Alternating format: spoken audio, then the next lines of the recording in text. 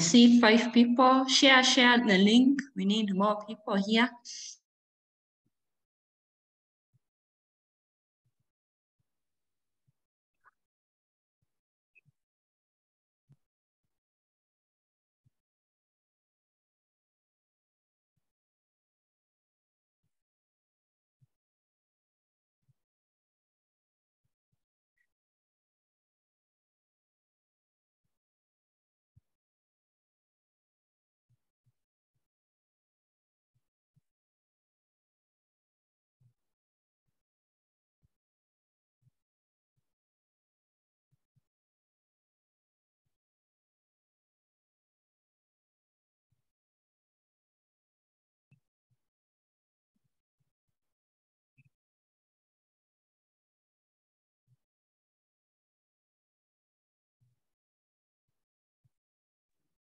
Thank you, Dr. Mihindo, for joining.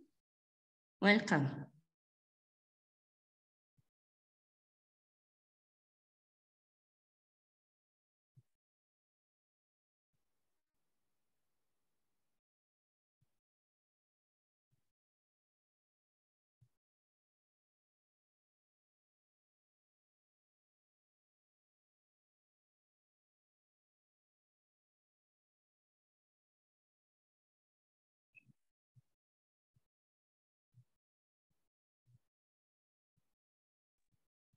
Karibuni sana. We are giving people 2 minutes. We start.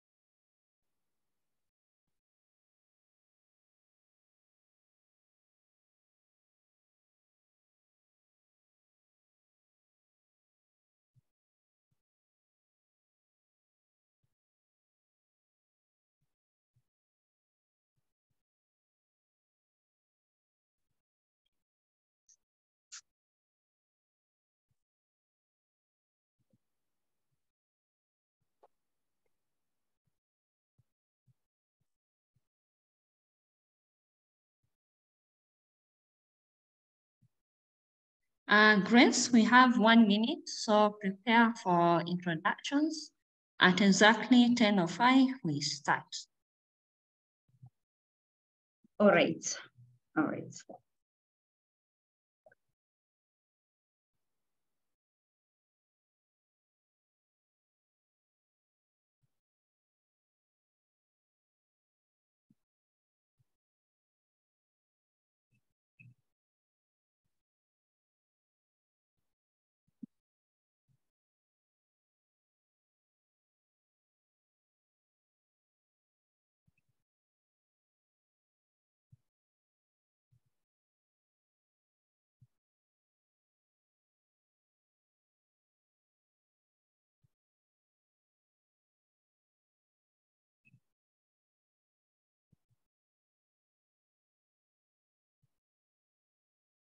Hi, Grace, you're free to start.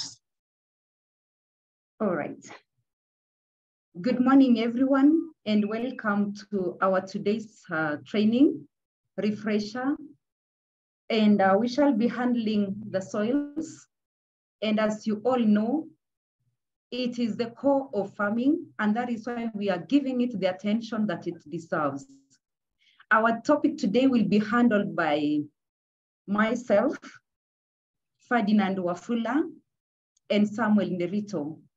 So we shall be working together to ensure that you get as much information as you can. I would like to invite our viewers from Kenya, all over Kenya, our multipliers from every region. I'm also taking an opportunity to welcome our brothers and sisters from the Eastern Africa community. I saw people from Rwanda yesterday. We had Uganda, Tanzania, and all the other parts that I've not mentioned. I'm taking this opportunity to welcome all of us. Be free to ask questions at the end of the presentation. And also you can ask for any clarification. Your contribution will also be appreciated. I also want to appreciate the master trainers in our midst who've joined. We have Dr. Mihindo, karibu sana. And without further ado, allow me to welcome, karibu sana Nderito, Nehemiah. Allow me to welcome our first presenter, Mr. Ferdinand Wafula, to take us through for the next half an hour. Karibu Wafula. Thank you, Grace, and thank you for PELUM Kenya. Thank you for the Knowledge Hub for Organic Agriculture Project for organizing these refresher trainings for multipliers. I hope you had good reflections on yesterday's presentations on introductions, and I hope that we're going to delve deeper into some of the practice and the science related to soils within the agroecology introduction that we had yesterday. My name is Ferdinand Wafula, as introduced by my fellow master trainer. I work for an organization called Biogardening Innovations. We are based in Western Kenya, and we also members of PELUM. I'm also a practitioner and agroecology practitioner, and happy to share with you some of the insights. And this presentation, there are emphasis on knowledge areas that you as a multiplier are expected to have some good background. And there are some emphasis on practices that you are expected to share with the farmers. The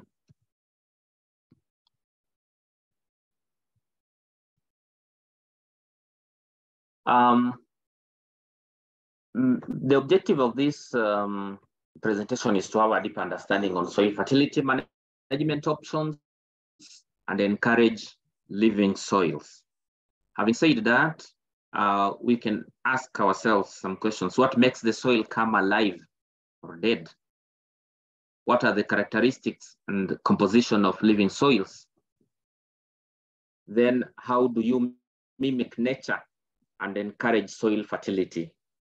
We'd like to ask ourselves those questions by the end of this session, that we should be able to answer this. And these are important questions to raise when you are also facilitating and training farmers, so that when they answer these questions, you will know that there's some knowledge shared, there's some practice that is being implemented that is important for achieving the objective for this project. And there is this quote from Vandana Shiva. You know, she's a scientist, a food activist from India, that hope is not a thing outside us. Hope is a process of living, and she cultivates hope in every thought and every action. We are aware that we are doing this work against many odds, but we are very hopeful that things are changing and things will be changing. Things cannot remain the same, and things will be changing. And part of this training, part of this refresher, and part of this project is in the hope that things are going to change, and that we are going to have our food system aligned to nature, and that we are going to be free and to be freed rather than being slaves, of people who control the food system, the current food system. Now, we will start straight by looking at soil profile. And this is to remind ourselves about the existence of our soil and how this soil is arranged from top to bottom. We see it in horizons, or we can say in layers. And the very first layer is very important because this is the living layer. This is where we have plants growing, trees. And when we say plants, we mean vegetation includes what is edible, what is not edible. And for our case, as agriculturalists, what is edible is very important, but at the same time, even what is not edible is very important. So this is the deposition layer. It's active plant root layer, especially for annuals. Most of the annual crops, I'm sure you are aware when we talk about annuals and perennials, these are crops that have grow within a short season, and they do not develop very deep roots, up to about 1 foot. Then we have a second layer. This is the active layer for deep-rooted perennials, and area of leached minerals. We'll see later about minerals and about what this deposition layer, when we talk about deposition, what do we mean by that? And then we have horizon C, or 3. This is very deep rooted tree zone, where we have deep-rooted trees and those that grow up to heights of up to 30 meters. This is their horizon. And then we got the horizon 4. This is actually the bedrock. And it's an area composed of the parent bedrock, which actually defines the type of soil in that particular area. It's also good to have a background of soil structure and texture. This is how soil feels. And the structure and texture gives the soil some of its property, especially water holding capacity, its ability to hold air, its color, even the minerals present. We will see later again what these minerals do and how this relationship between minerals and organic matter and living organisms relate in order for us to cultivate living soils. So we can talk about granular structure, blocky structure, prismatic structure, columnar structure, plate structure, and single grain structure. This can be observed in different parts of the world, and there are, as a result of formation, earth formation structures, mainly through rock formation, metamorphic, weathering processes, and this defines soils in different parts of the world. And we also, it's important for us to also learn about classification of soils. Soils can be classified according to some of these properties, when they are granular or blocky, and their texture, the size of the grain particles, the size of what we see here, the prisms, the blocks, will give them a certain classification.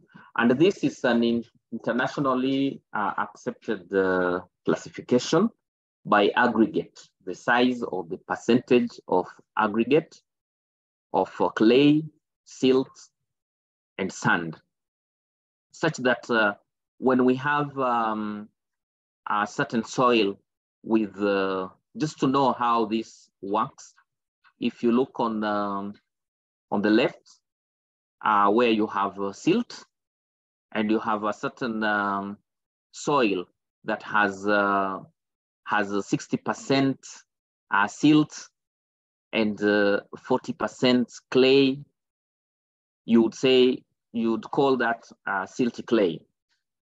Where you have on the extreme left-hand corner 90% silt and 20% sand, then that is a silt.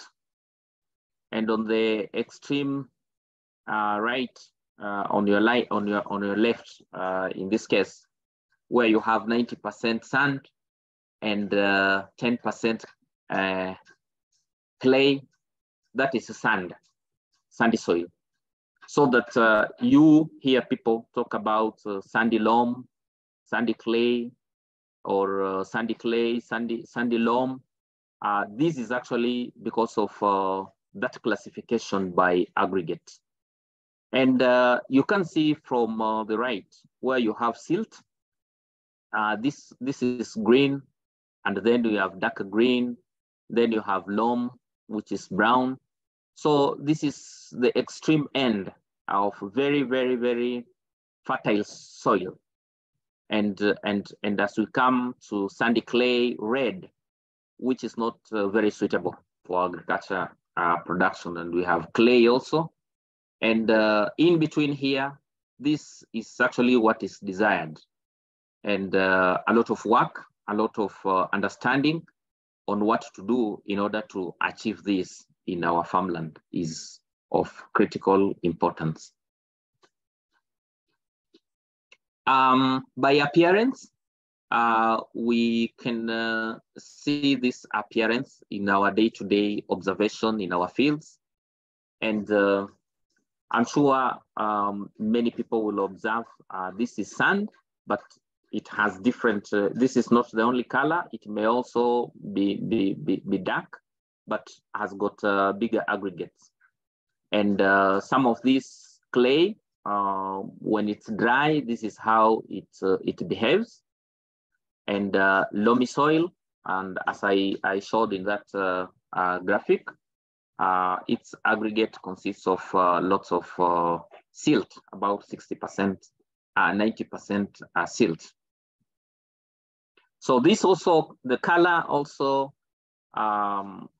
we can find from the soil atlas, and this can also help us actually know that this color is just not for nothing, but it also means the prevalence of minerals, which are important in characterizing these soils. I hope I'm not very fast for most of our viewers from other countries. And in case there's any, I'm being fast, Ratemo or Misoi, you can let me know and I can slow down. So far, so good. I hope we're on track.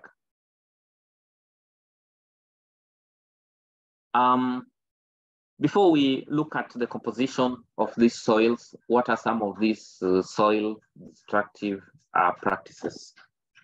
Growing of only one crop in a continuous cycle, otherwise called monocropping, is one such destructive practice. Burning of organic matter and use of synthetics in the form of fertilizers, pesticides, and herbicides. Deforestation and displacing more native trees with exotic ones, or those that are alien, not suitable in those particular areas.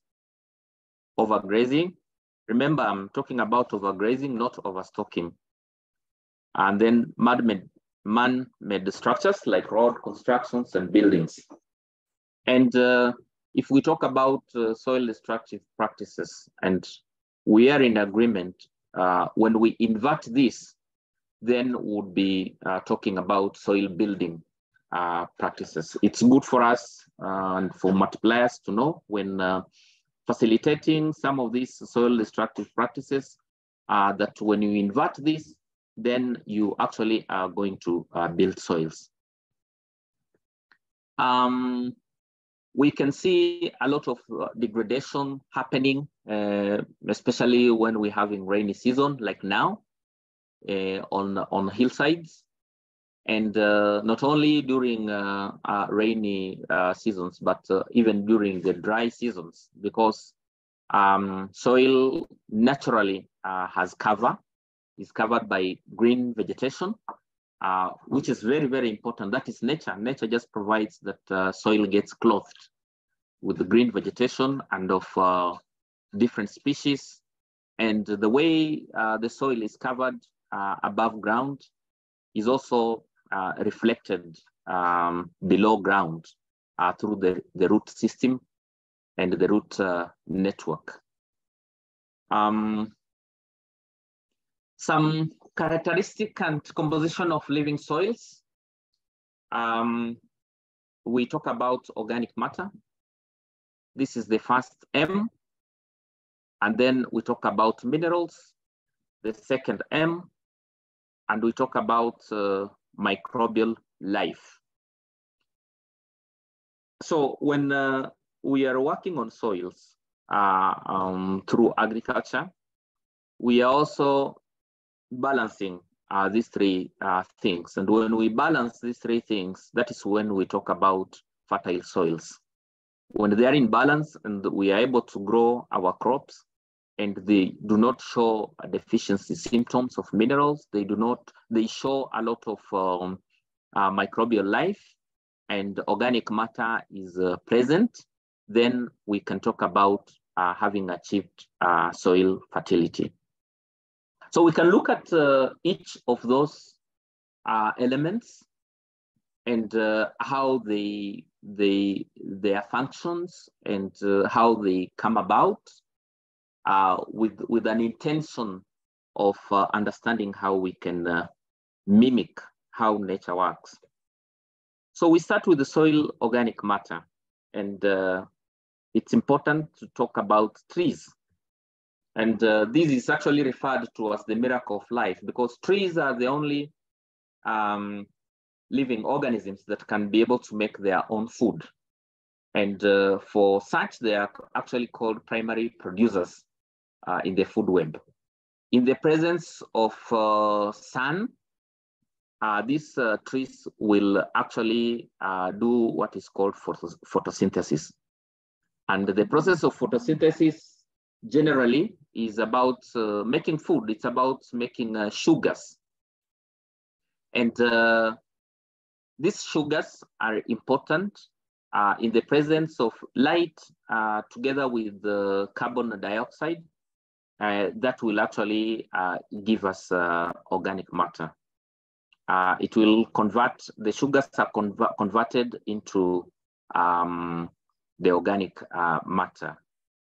So some of the factors that also support those properties for the trees to function well in terms of doing photosynthesis are like temperature, moisture, carbon dioxide, oxygen, light, and water. So when we look at how photosynthesis works, is that the production of the sugars, which is actually fuel or energy for the tree. A tree or a crop will produce 80% of this for self-maintenance. And it will also exudate between 15 to 20% of that sugar in form of, and some of the sugars are actually stored, the 80% are actually stored as long-term provision of energy in form of starch. And we can see that in roots, in seeds, in the stems, For example, in the roots of tubers, this is what we consume as sweet potato, as arrowroot. In the form of stem, this is what we consume in terms of crops like sugarcane. And we also see that this 20% exudate is usually exchanged with microbes. We have an example of microbes like yeast, bacteria, fungi, protozoa. They are all present in the soil. So this just example and understanding of this biochemistry is very important for us to actually cultivate living soils. I hope I'm not losing anybody, and we are on track. Ratemo, is anybody lost? Is there any concern? Misoi, are we together?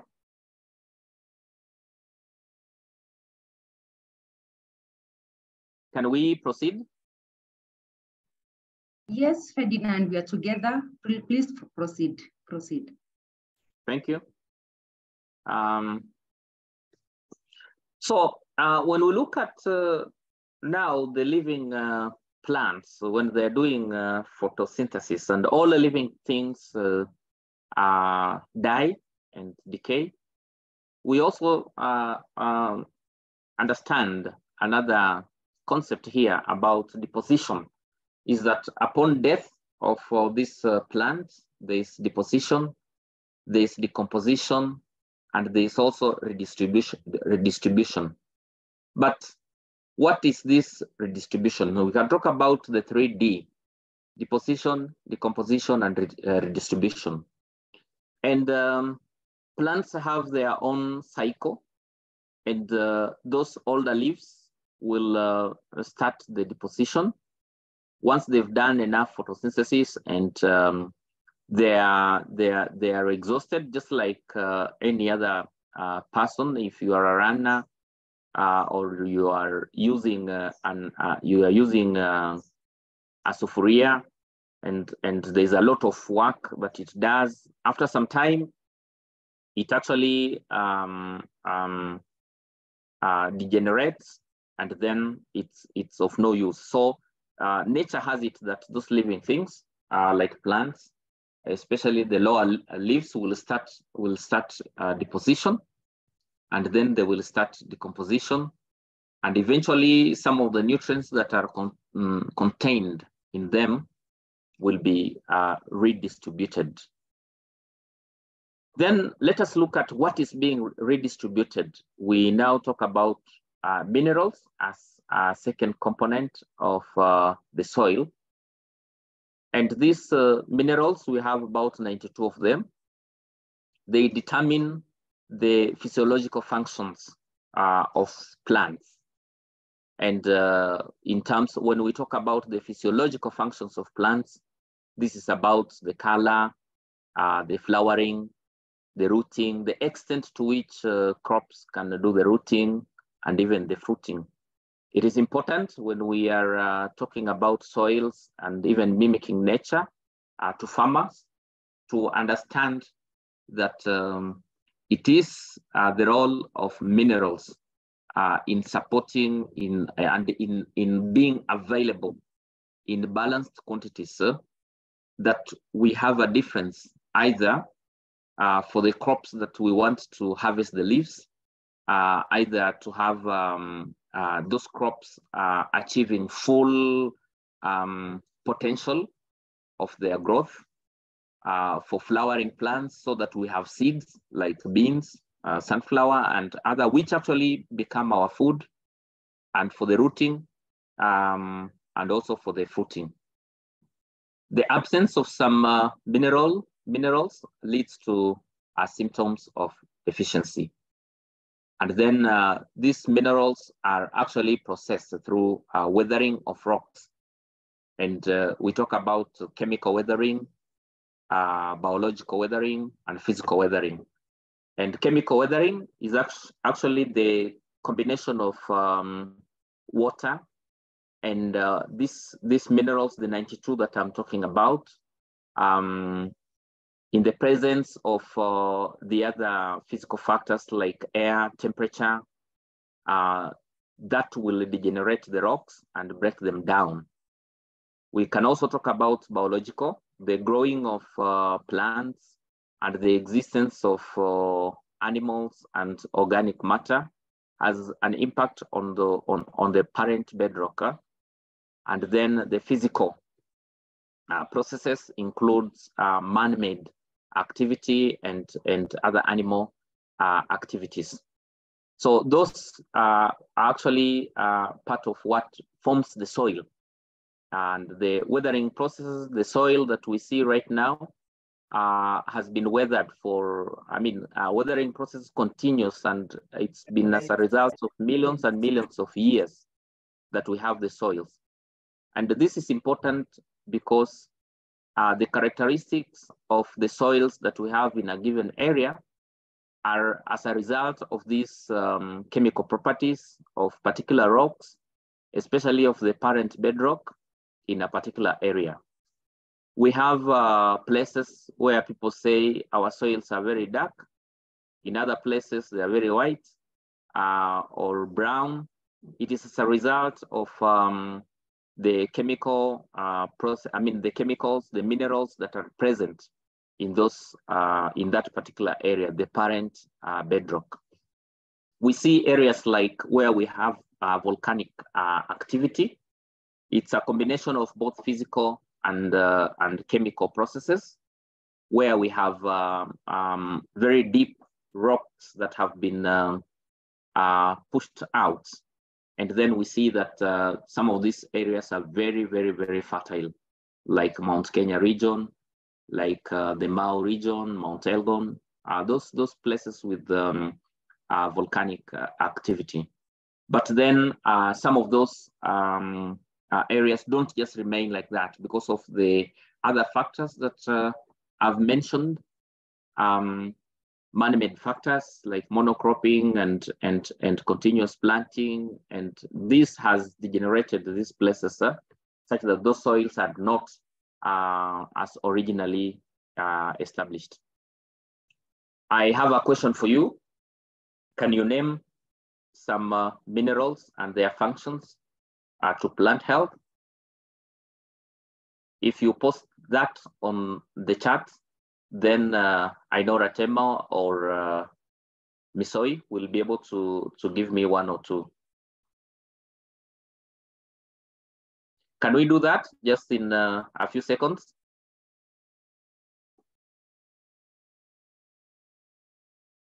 Yes, please post on the chat and I will read it out for the trainers. If you know the answer, please post. There's no wrong or correct. We are all learning.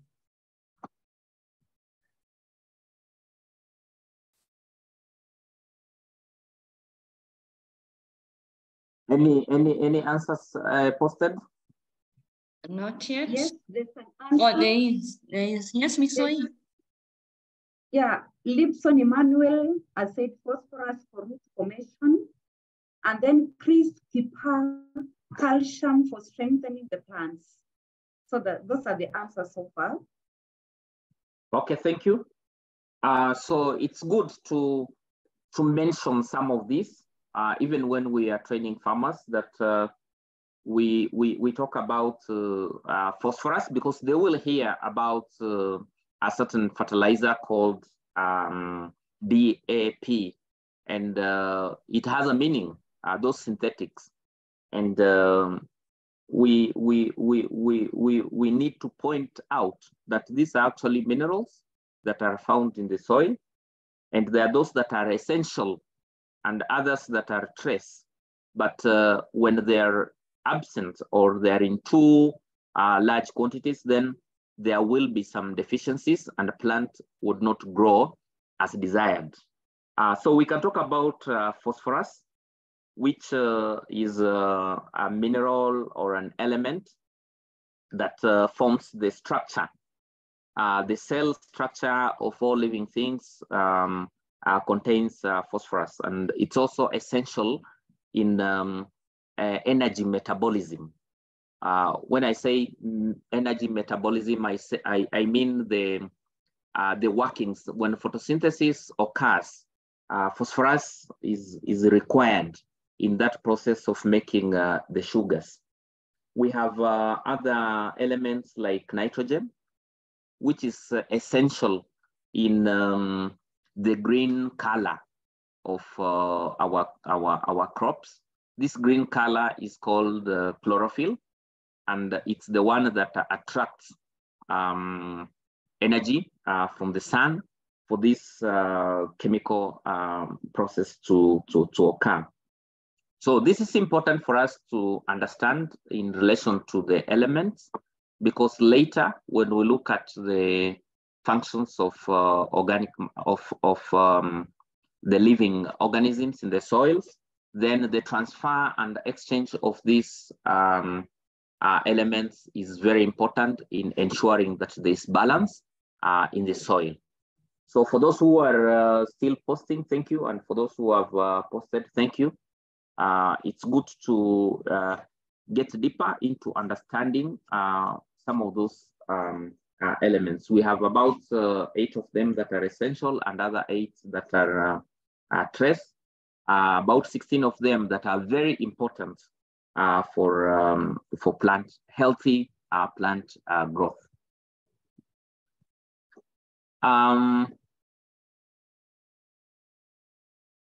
So let us look at the microbes and their importance in soil biology and in cultivating the living soils. We have what we see when we talk about soil organisms. The larger soil organisms like spiders, like mites, like millipedes, like earthworms. And then we have the soil, the micro ones, those that we cannot see by our eyes, like bacteria, like fungi, like algae. And these are important. The larger soil organisms as well as the smaller soil organisms are important.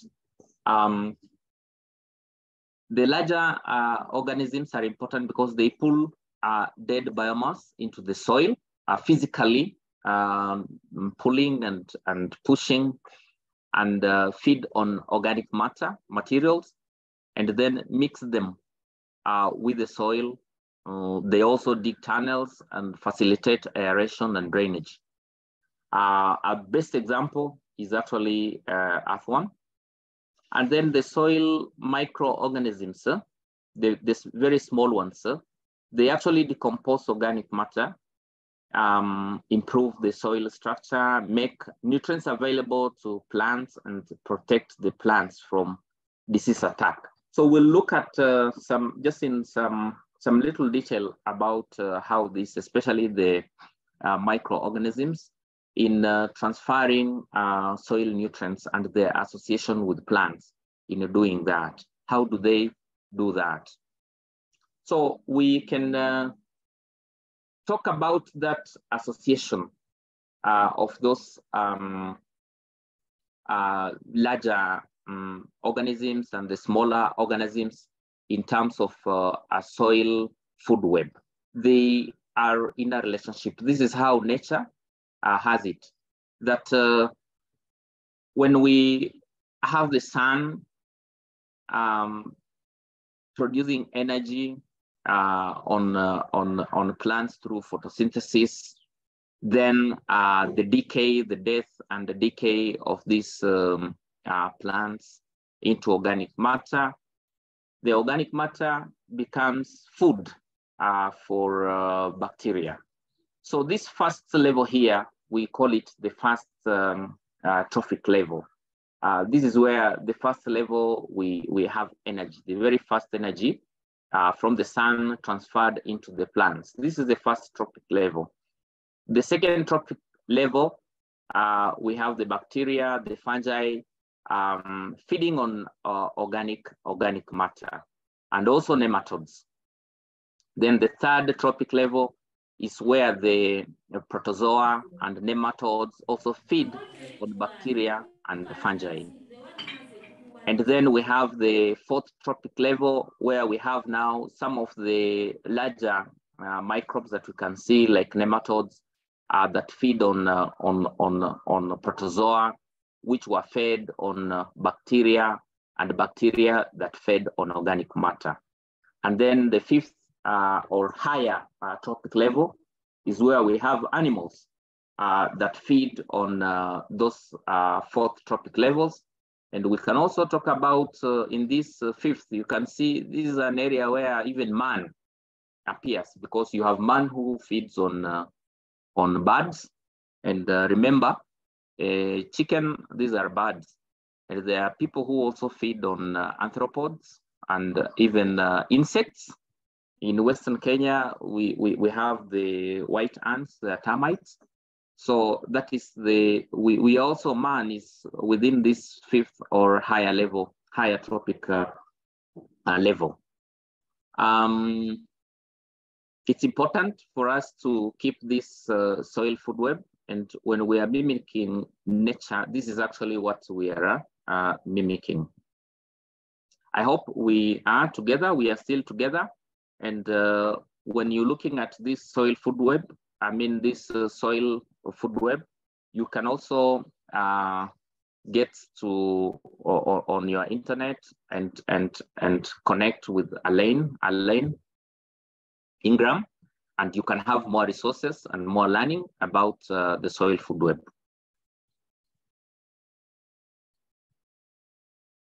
Now, why are these microbes important? Example, like mycorrhiza. They live in a symbiotic relationship with the plants. They have mutual benefit when we talk about symbiosis. They also enlarge the surface area of roots and penetrate soil pores so that they're in connection with the root. Then they support the plants in taking up nutrients and water.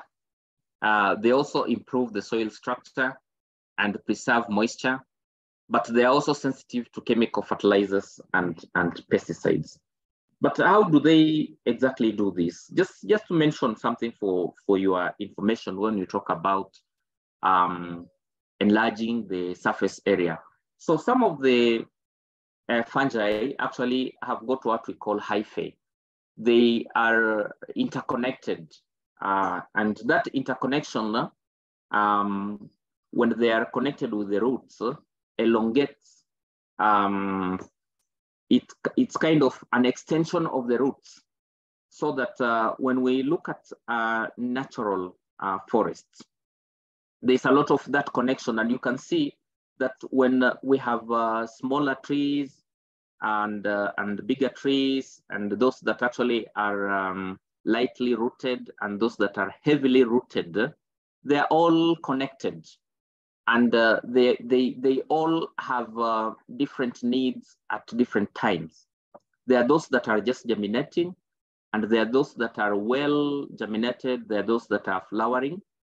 And so their connection is important in the distribution of those nutrients. Because I did mention about the existence of the relationship and the exchange of the sugars. That is very important for the microbes, because it's the microbes that like the sugars in exchange of the minerals. Because the minerals are important for their existence, and they're also important for the existence of the crops. So when the bacteria, for example, when they ingest some of these minerals, in combination of the acids, they melt the natural organic acids, they melt them and utilize them for their own bodies. Then when they die, that is left into the soil, and it's taken up by other microorganisms. It's like you have a grit, and then other microorganisms like fungi kind of build those grit into bricks, into crumbs. And then there is a process where the microorganisms now release these nutrients to plants in a process called chelation. So the exudate is taken up by the microorganisms, and the microorganisms release some of those nutrients. For example, a nutrient like phosphorus can only, and I mean only, be done naturally through the relationship between microorganisms and plants. It can be solubilized because it exists in nature in an insoluble manner, in an insoluble state. And it can only be solubilized through that process relationship between plants and the microorganisms. And that is important in now talking about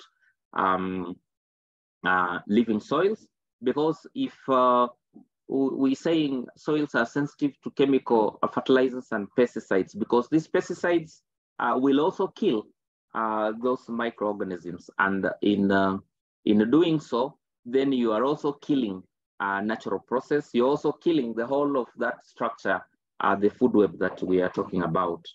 So that when you're having some of the plants, why do we insist on the native plants and plants that are related to a particular area and not exotics? Is because through a process of evolution, the microorganisms that are present in a place like, let's say, Western Kenya, let's say Kakamega forests, have existed there for millions and millions of years. And when you have those native plants there, it means they have very good symbiotic relationship with those plants there. So that reviving local or indigenous foods just reminds those microbes that are present there that, oh, guy, we were friends. So let's continue our business. Let's do our trade, so that the relationship between the sugar and mineral exchanges takes place. And this is important now for us promoters of organic or agroecology, because this is actually now the science behind why we would insist that we actually use natural processes, use organic processes in enabling soil health.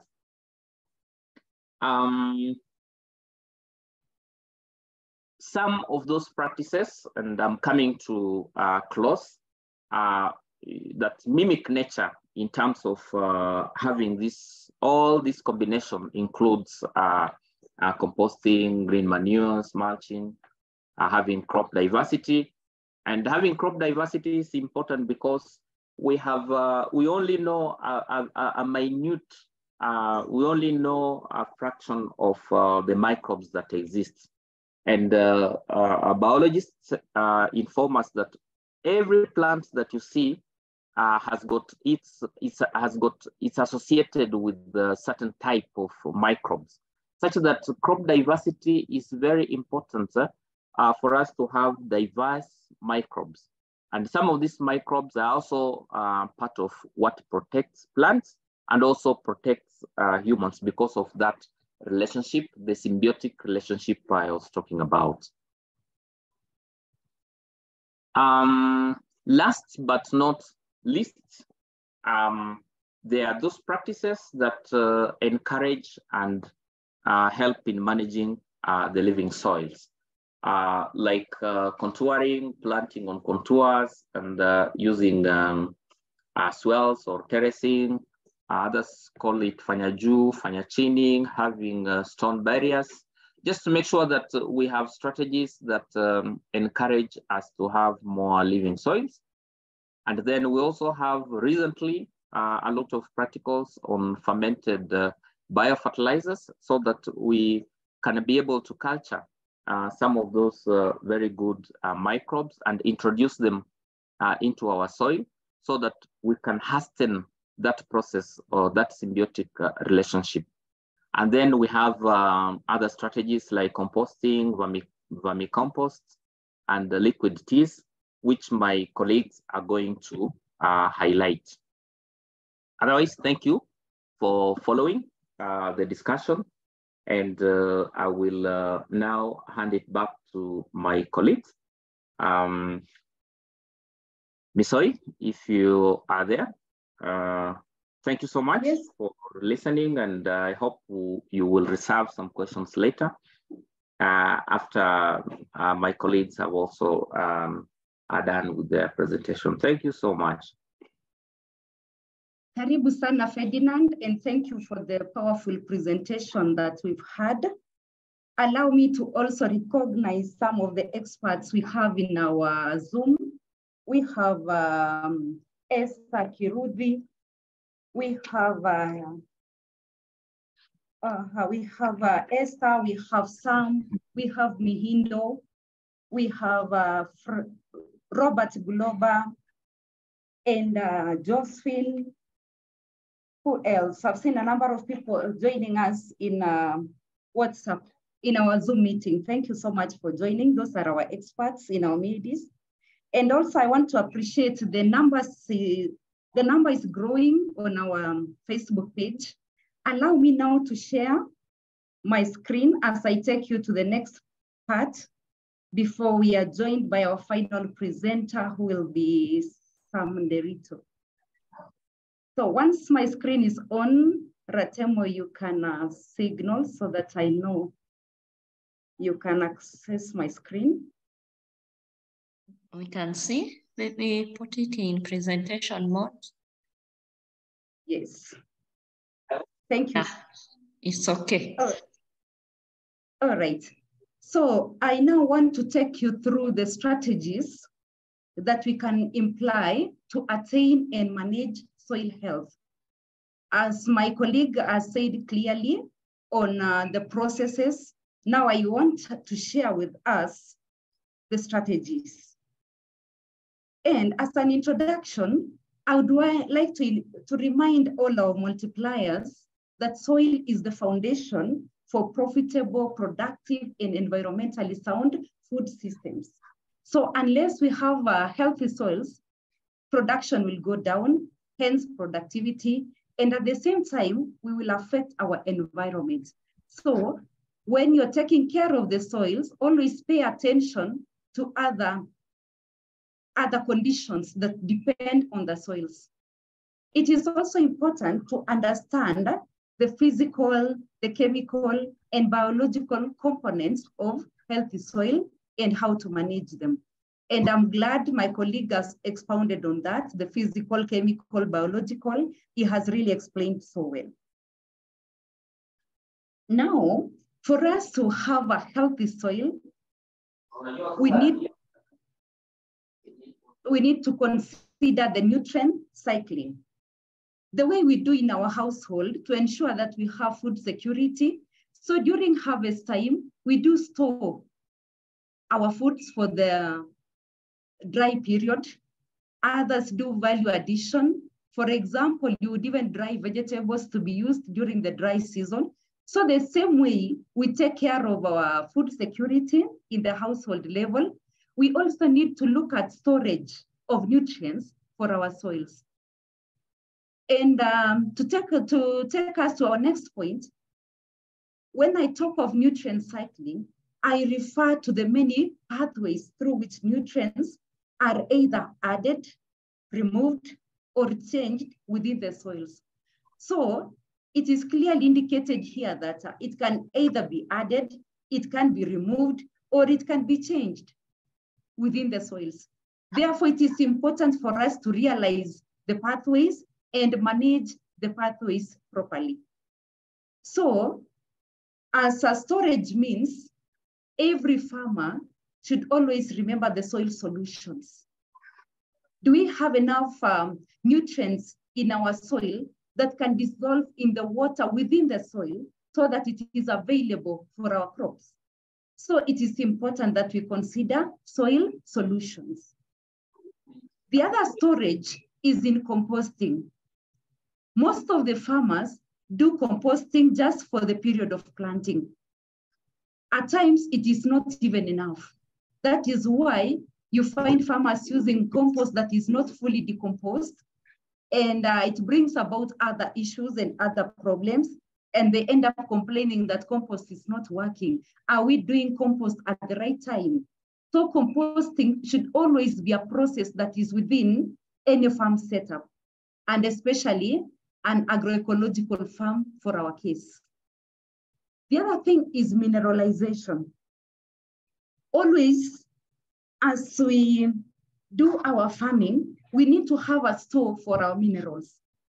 And when I talk of mineralization, I refer to the converting of organic nitrogen to plant available ammonium. For example, yesterday, as Sam was answering one of the questions, he mentioned about the carbon crops and other crops that when they are decomposed, they avail nutrients to the crops.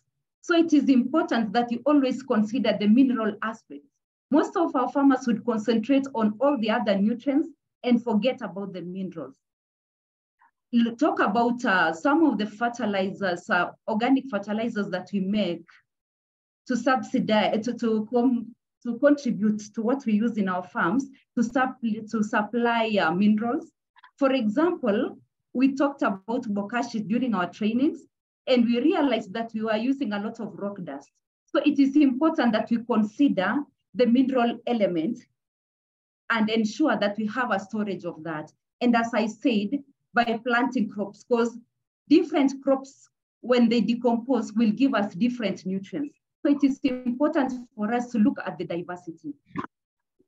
The other storage of nutrients in our soil is through organic matter. It is very important that we always add organic matter to our soils to ensure that we have enough storage. And the beauty about organic matter is that it is long-term.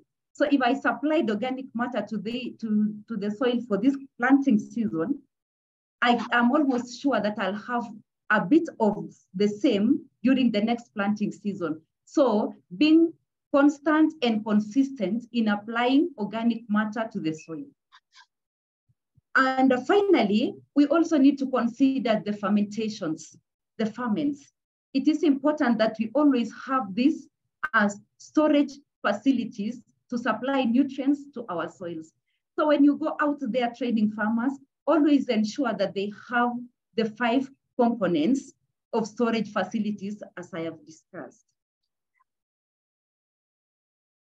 The other thing that is very important as a strategy is regulation of air and water in the soil. Soil is a complex ecosystem whereby living organisms and plant roots bind mineral particles, organic matter together into a dynamic structure that regulates water, air, and nutrients. Therefore, look at this factory. It is very dynamic. It is binding, it is breaking down, and in the process, it is regulating water, air, and nutrients. So therefore, our soil structure, as explained by Ferdinand, is very important, as the layers of soil particles will give us macropores, and note that macropores is responsible for aeration. So when we have micropores, air is able to circulate freely in the soil. We also get the micropores. These are responsible for holding and spreading water in the soil. This should explain to us why it is very important that we have structures to manage soil in our farms. Because when we have a lot of water in our farm, we shall be having a problem with leaching because we shall be getting extra water, the water that we do not need at that moment. And in the process, it will affect on the soil structure. So always remind our farmers to manage water in the farm. Talk about drainage. Talk about the crops, the choice of crops that will help in sinking water and enabling us have a storage of water underground other than water at the surface of the soil. So please pay attention to that. The other strategy that we need to imply is on the management practices. This is one area that needs the attention of each and every one of us. The management practices, what farmers do. As I introduced myself previously, I happen to come from western part of Kenya. And the first point really affects most of the parts of western Kenya, like we need to reduce on-soil traffic. Can you imagine at the processes that happens at our farms before we end up planting? For example, you find farmers doing the first plowing, second plowing, harrowing, and then now come in with machinery, do the planting, and then manage of pests and diseases, talk about them, the kind of soil traffic in our farms. What we need to do is to reduce as much as we can. How can we do this? We ensure that almost every area of our farm is utilized so that we don't have to step on the farm every time. And as I indicated earlier, one of the management practices also is increase in organic matter input. Always, whatever comes from our farm, the nutrient cycle, let us consider that if we feed our livestock with the fodder, whatever remains, let it come back to the farm.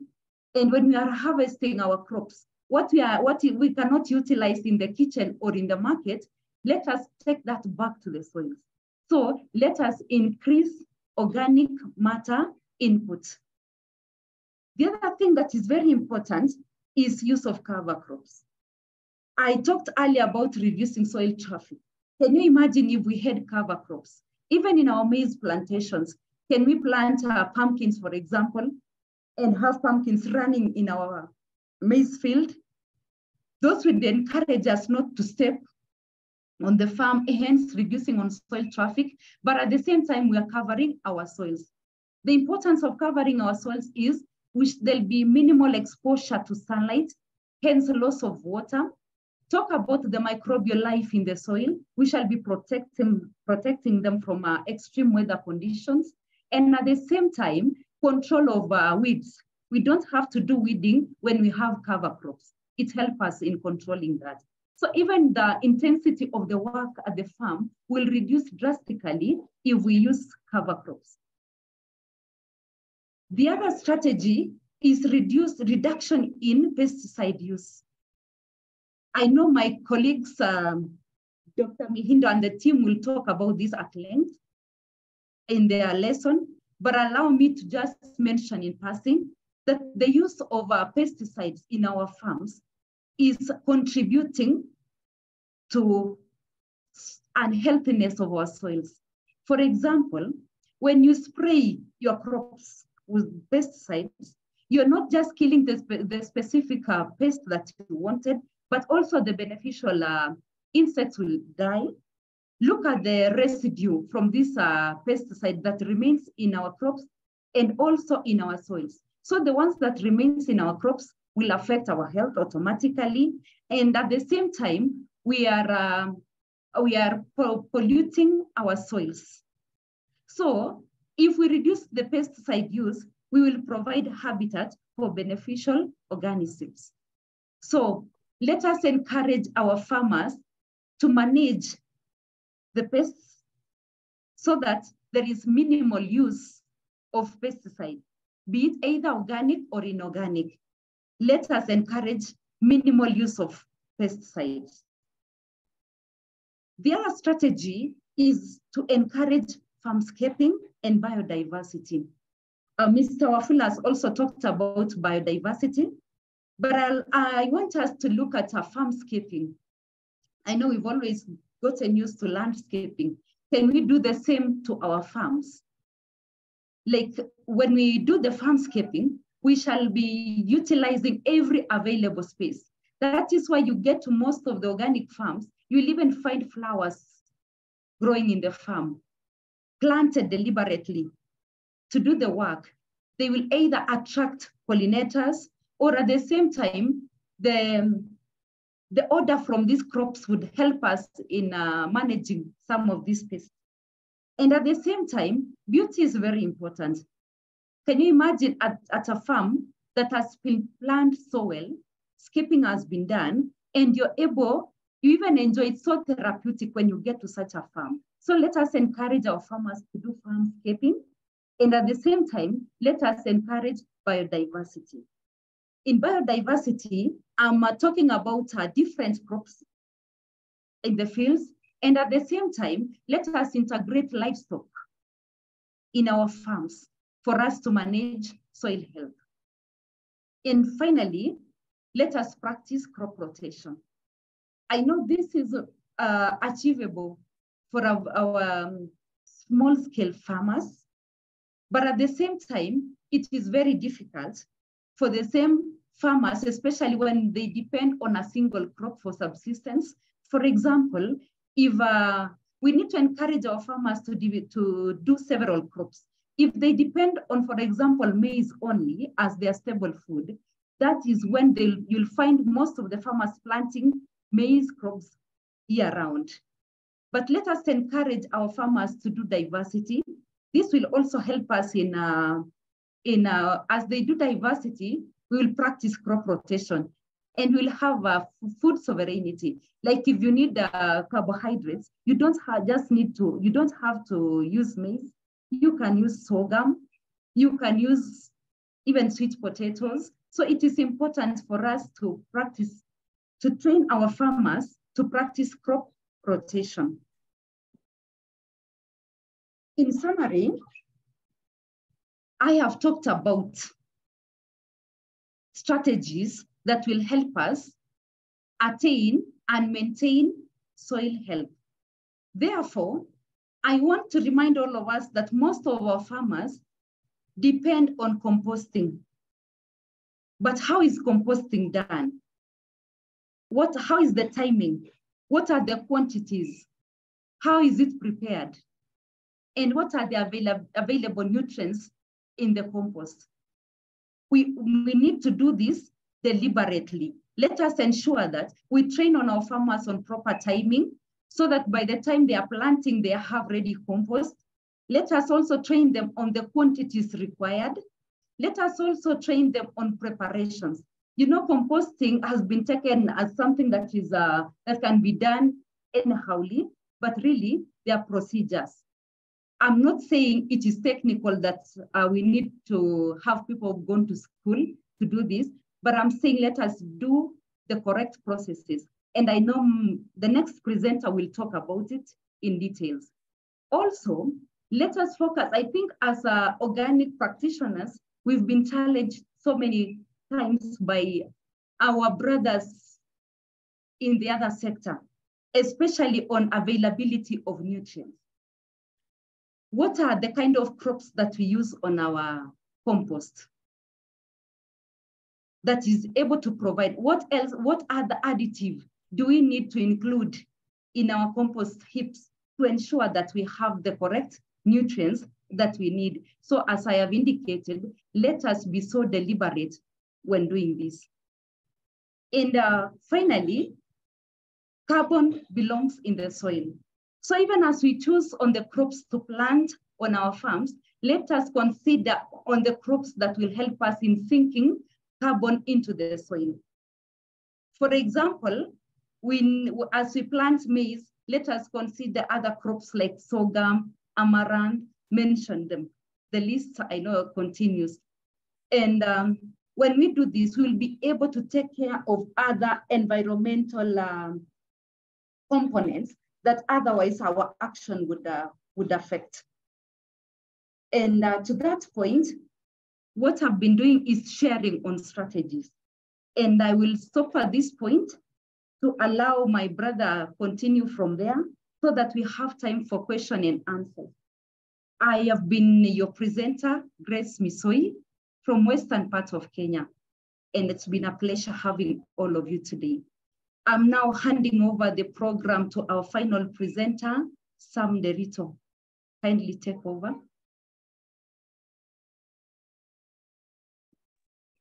Thank you, Grace. I want to project on behalf of Mr. Derito, and then Mr. Derito, confirm if you're online. Good morning. Good morning. It's still morning here, 11. So yeah, I'm here to present about composting. I hope that this will be able to help us to understand even more about soil fertilization strategies. And compost is one of the strategies that we ought to teach our farmers to do so that they get an alternative to chemical fertilization. So again, my name is Sam Deritu. I work for GBIAC. I'm a master trainer, and I welcome all of you to listen to this very important topic. It's very short, but very important. Composting as a topic is very wide, but I've compressed it so that we are able to get a gist of what compost is and just very basic methods or ways of recycling materials that we harvest or we produce from our farms. And we are talking about zero waste, and therefore nothing should be wasted. Ratemo, let's proceed.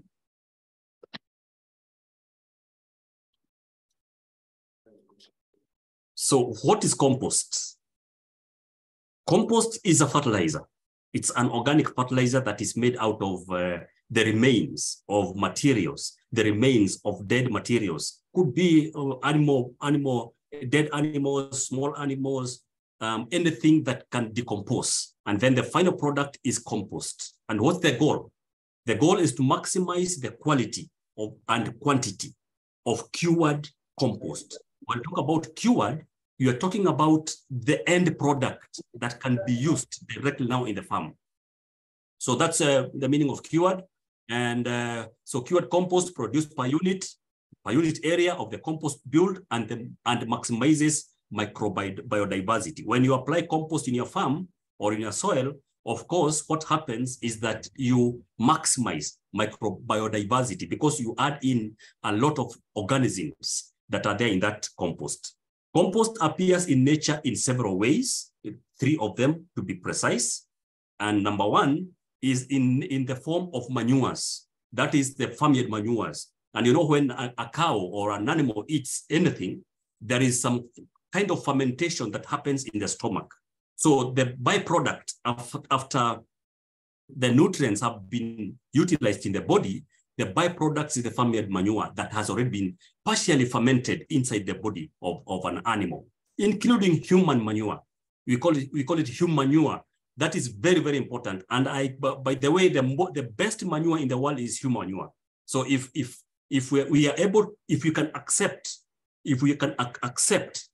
our cultures can accept our manure that we produce, that can be the best way of fertilizing our soils. So that is one form of composting. And definitely we have the second one, Ratemo. The second form of compost is in form of dead plants, dead animals that decay, they drop on the surface of the ground, they decay on, and then that becomes natural fertilizer. And we can give an example of the materials that drop in the forests, and you know that the forest soils are very, very fertile. So that's another example. The other example is the roots that decay down there on the inside the soil, and the root hairs and the microbial life forms, you know, and all that. After you harvest, the plants that remain down there, those are the roots, and that's very, very important. And therefore, we encourage farmers to not to burn the trash, but they try to decompose the materials that remain in the farms. Functions. The functions of compost. Some photos of your farm, so we can copy them to the computer quickly. The functions of compost. Number 1, improves the soil structure. It improves the soil structure. Give it to that lady there. Which lady? Improve the soil structure. Sorry for that. And it helps to break up clay. You know, clay has zero organic matter, but we have to improve the structures of all the soils that we have, be it sandy soils, be it clay soils. I think the soils that we have here at GBF, they are very difficult to work with. If you are given the one section of the soils that we have here at GBF, you'll run away because it's very tricky. When it rains, it becomes very mushy. When it's dry, it becomes totally dry like a stone. So how do you improve that? You improve that by adding in organic matter in form of compost or in form of bokashi or in form of farmyard manure. And by that, you'll be improving the soil structure. Clay soils have a negative charge. Clay soils have a negative charge. And for you to improve the reactions of clay soil, you have to add nutrients. And negative charges of clay will attract positive charges of nutrients. So it becomes a very good soil once you have added the organic matter. Number two, it helps in moisture retention. Compost helps in moisture retention. The research that I've done for quite a number of years shows me that a kilo of compost retains or holds 6 liters of water. So it retains water 6 times its weight. So if you have 2 kilos, it will retain 12 liters of water. So it's very, very important for you to really add in compost so that it helps in retention of the little water that you have. Number 3.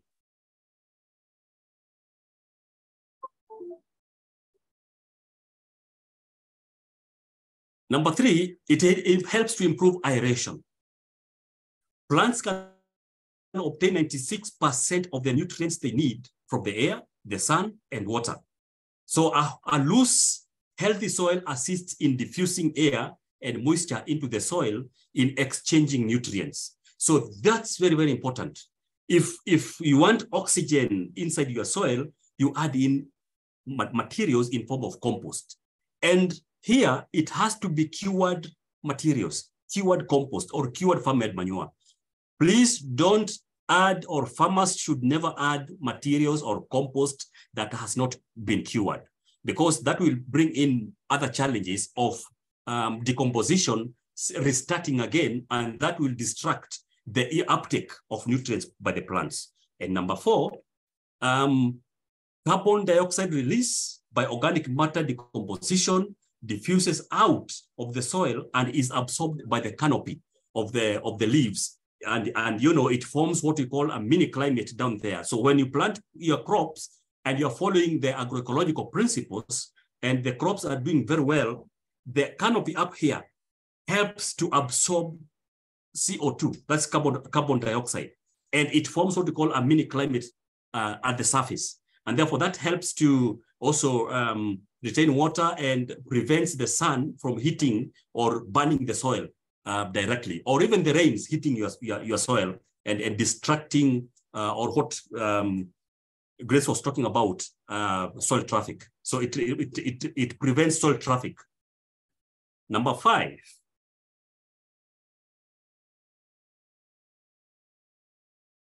Of course, now compost is a fertilizer.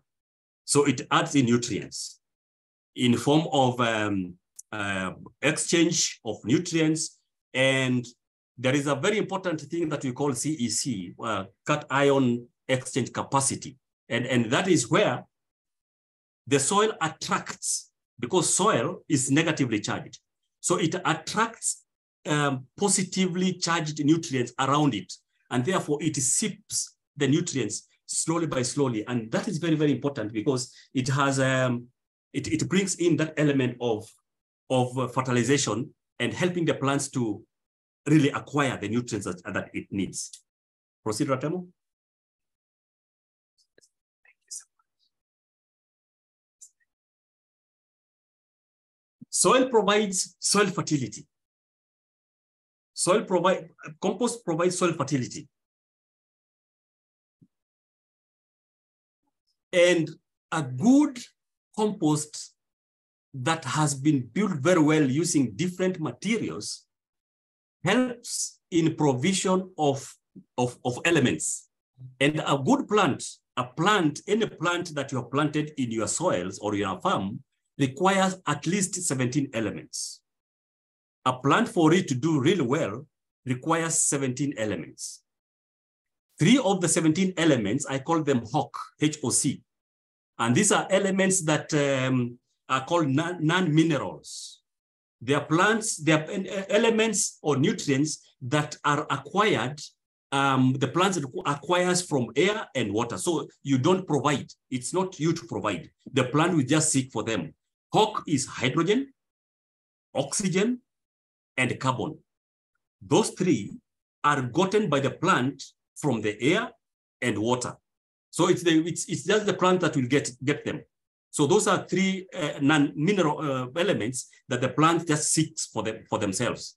But the 14 elements that it remains, you as a farmer has to provide. You have to provide them because the plant will need them for that plant to really perform well. They are divided into 3. Macronutrients, which is divided into 2. The macronutrients that are required in high amounts and macronutrients that are required in lesser amounts. NPK, which is the nutrients that are required in high amounts, are very, very important for the plant. And every nutrient has its own function. So N and P helps in taking up and helps in digesting proteins and nucleic acids, which are important components in the plant tissues. K is mainly important in regulation of processes in the plant, such as osmosis and enzyme activities. So it's generally playing an important role for quality and harvesting plant products, and helps now the digestion, the uptake of nutrients. In the absence of NPK, it will bring other challenges of uptaking of micronutrients. If K lacks in the soil, some other micronutrients will also probably have a challenge in uptake. So it might be there, but it is locked. So it's important to make sure that you have tested your soils so that you understand what is there and what is lacking so that you can provide. So you must make sure that you provide the nutrients depending on the lack after soil testing. So a good farmer is the farmer that will test their soils. The other type of macronutrients is calcium, magnesium, and sulfur. Those ones are required in lesser amounts, not really in very little, but in lesser amounts, not like NPK. And then we have micronutrients, the iron, manganese, boron, molybdenum, copper, zinc, nickel, and chlorine or chloride. They're required in very small amounts.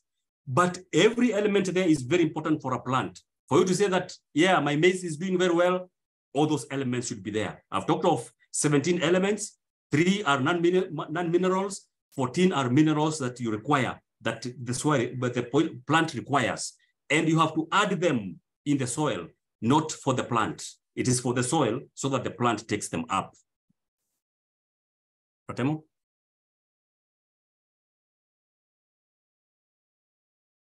Next slide, please. All right, compost contains organic matter, that one we know for sure. And then we say that humus is like food that is on the table that you're eating right now. Humus is food that's on the table that you're putting in your mouth right now. But organic matter is the food that is in the straw. So humus will come from organic matter.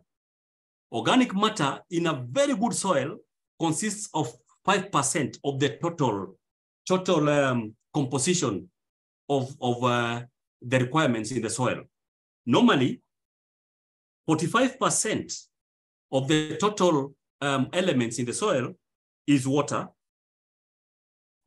is minerals, sorry, 25% is water, and then 5% is organic matter. But the 5% is the most important in that whole circle, the 5% of organic matter, because organic matter is the one that will provide minerals. Organic matter is the one that will help the soil to hold water. Organic matter is the one that will help to grow the food. And then out of the 5%, if you pull out 5% from that cycle, 80% is humus. And then 10% is the roots, and another 10% is organisms or microorganisms. So 80% is humus. And I've said humus is the food that is being eaten right now by the plant. It's just like you eating the food right now, but there is another food in the store. So that's very, very important for us as farmers.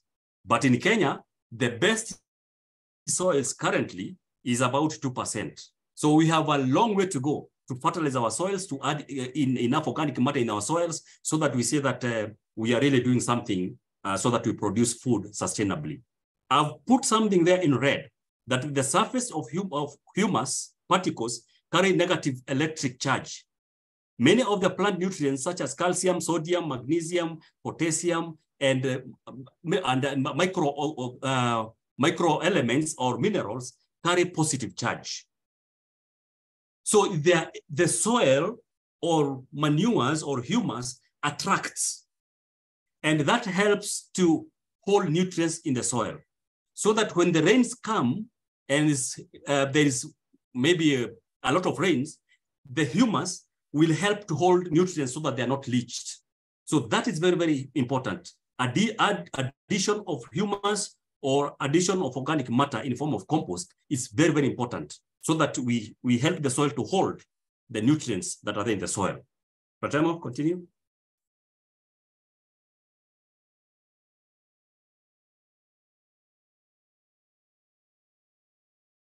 Yeah, so the processes or the process of making compost. For us to really have very good compost piles, for us to have very good compost, there are two major materials that we require, that we need. Some people will call them mature materials and immature materials. Those are major materials, mature materials, and number two, immature materials. Some people will say carbonaceous or carbon materials and nitrogen materials. And then some other people will say, we'll call them browns or brown materials and green materials. But I would like us to use the term mature materials and immature materials as the major components in making compost. So mature materials refers to materials that have already flowered. If a plant has not flowered, it is immature. A plant that has flowered is immature. So if you have a lot of materials that are flowered, or you have harvested, like maize tubers, maize stalks, like leaves from trees, like stalks from sorghum, or straws from millet, those are mature materials because you have already harvested the food. So that's one component that you require in the compost. And then immature materials, they're materials that have not flowered, so that now they will contain nitrogen. All right. And then the other material that you need is topsoil, preferably the fertile soil. And that is if you are in other soils apart from sandy soils and clay. So we don't recommend farmers to use clay soil in their compost. And we don't recommend farmers that are in sandy soils to apply the sandy soil, even if it's topsoil, in their compost. Because what we want to do is to improve the sandy soils and clay soils. So we don't put in, again, topsoil, even if it's sandy or clay on top of compost. But if you are in any other kind of soil, that is perfect. You can scoop the topsoil and apply in your compost. And then you need water, you need kitchen wastes, not a must, but it's important. And then you make sure that the process of decomposition is oxygen-based decomposition. That is aerobic and not anaerobic. Proceed, Pratem.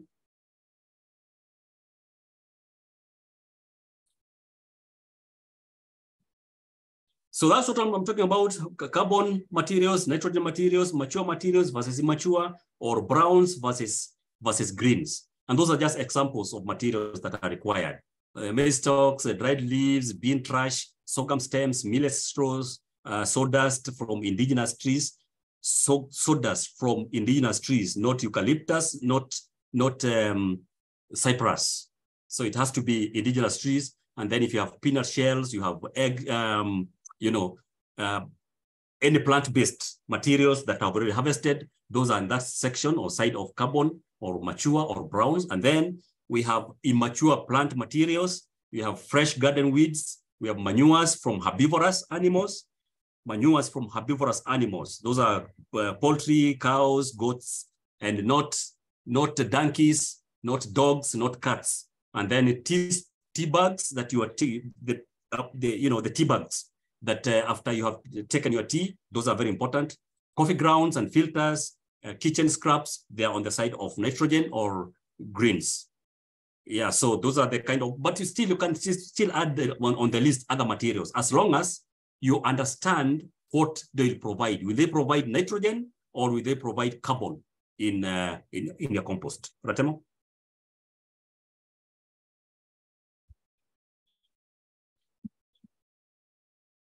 It's very, very important for farmers to understand that the crops that they grow in their farms, if they are really agroecological farmers, they should base their farming system on agroecological system that's called 60-30-10. That is, 60% of the total area should be planted under compost crops. Compost crops are also referred to as food crops. These are crops that capture a lot of carbon that is in the air. You know, carbon is not required to stay in the air because it destroys the environment. It destroys, is the one that has brought all these challenges of climate change and so they need to understand which crops are they growing in their farms so that it gives them materials for making compost. Compost crops are examples I think I gave out yesterday: maize, sorghum, we have millet, we have amaranthus. Those are sunflower, can still fall under that.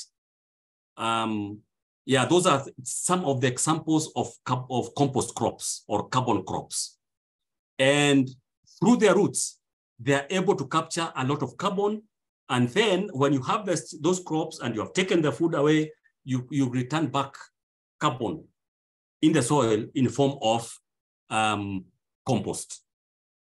But the best carbon crop in the world is called Jerusalem artichoke. Jerusalem artichoke. It's a vegetable that captures massive amounts of carbon. And so it's important for us to understand all these types of the dynamics of making composts. Wood piles, what do they need? What do they contain? What are the elements that you need in your compost? So that when you're applying compost in your soil, you of course you'll be knowing that you apply the nutrients that are required by the plants. And again, it depends on what kind of plants that you're growing. There are plants that elements. So heavy feeders, of course, requires a lot of nitrogen. So when you're making a compost that you want to plant maize with, or sorghum or millet, definitely you will make sure that that pile is rich in nitrogen. And then later I'll be talking about the types of compost that we have. Ratemo?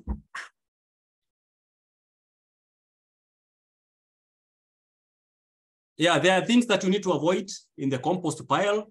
You need to avoid meat products or animal products like meat, bones, milk, dairy products, fats and oils, pet feces, that's the dogs, cats, and carnivorous like donkeys.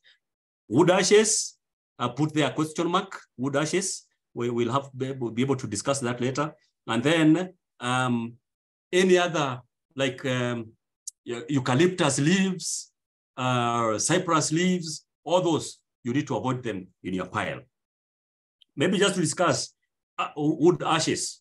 I said yesterday that if your soils are already alkaline, please do not use ashes, either in your pile or sprinkling the ash in your farm. You have to test your soils first to determine what is the level of alkaline or acidity in your soil. So if your soil is acidic, and I said acidity levels is, for me, is 5 and below, then wood ash would really assist you. But if your soil is alkaline from, say, 6 and above, then you don't need ashes in your soils, because you will destroy your soil, because the more the alkaline your soil is, or it will be, then again, the poor that soil is. All right, proceed, Ratemo. So there are 3 major stages of compost decomposition, 3 major stages. And this is, we're going a little bit deeper in decomposition of composting. Yeah? So first stage is called mesophilic stage. And that is where materials start to ferment. And they start fermenting in the 3rd day, depending on the type of compost that you're making. So if there's type of compost that decomposes very quickly, it's called hot compost, decomposition starts in the 3rd day. If the compost that starts the decomposition process in 7 days, the fermentation starts, very slowly. So mesophilic stage is a stage where the bacteria known as the mesophiles are attracted, and they come into your pile and they start the work of decomposition. And the temperatures of your pile is pushed from 0 to around 40 degrees Celsius. Quite warm, not so bad. So that the fermentation will have started, and you'll see signs of decomposition, because if the pile was 1.5 meters high, it will drop to around 1 meter. So half a meter will drop. And so you'll start looking at or seeing that the pile is decomposing. And so when you dip in the thermometer or the thermostick and then pull it out, you'll feel that the pile is quite warm. So this is a stage where the materials start breaking down, and the mesophiles breaks down soluble and readily degradable compounds like sugars and starches. So the mesophiles, their work is to eat up or to break down sugars and starches. Stage number 2.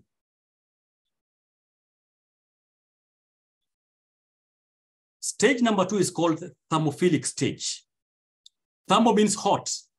Thermo is something that is hot. So it is where the mesophiles are pushed away because the compost has become a little bit hotter, more than 40 degrees Celsius, and now they pave way for the thermophiles. Now, the bacteria that starts a lot of breaking down of fats and proteins, and they push the temperatures from 40 degrees to around 70 degrees Celsius. That's quite hot. And so they break down the cellulose and hemicellulose, and they now start building up of humus. And so that's why now you can dip in your hand and come out with already broken materials, and you cannot understand the type of materials that you had used in making that compost. So that's the second stage. It's called the thermophilic stage, where thermophiles do the work of decomposition. And then the third stage, it goes back to the mesophilic stage. The thermophiles will die because already they have eaten up all the proteins and the proteins and the fats. They have broken them down, so they lack something to eat. And therefore, the heat goes down. So when the heat goes down, they pave way to the mesophiles. They come back again. And now, this time round, they start now eating up the materials that had remained, and the temperatures cool down so that now the pile is ready for use. This can go up to 8 months, depending on the type of materials that you have used. If the materials have a lot of woody parts, woody stems, the lignin is in big amounts, is in large amounts, the pile will take longer to decompose. It will take up to 8 months. And that kind of compost is called cold compost. It takes a lot of time to decompose. And then, so now, after the pile is ready for use, and you don't use that compost then, another stage will come in, which is an additional stage. It's not a stage per se, but it's an additional stage. It is called mineralization stage. And this is where the mesophiles lack the food to eat, and so they start eating up your nutrients. So they start breaking up or burning up, oxidizing the minerals. And so it's kind of, your pile starts being destroyed by the mesophiles. So what you do to avoid this stage is that when the pile is ready, when the compost is ready for use, you spread your compost. You spread it so that it becomes very cold.